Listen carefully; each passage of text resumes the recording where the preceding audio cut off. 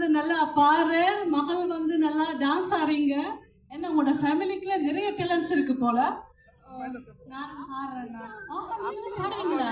நாளைக்கு அப்போட சேர்ந்து நாளைக்கு பாடுறேன். ஓகே, கூட சஸ்பென்ஸ் கொடுக்க வேண்டாம். ஆனா நாளைக்கும் எல்லாரும் அப்ப வரணும்னு எதிர்பார்க்கிறோம். என்ன சரி, ஒரு சின்ன வேண்டுகோள்.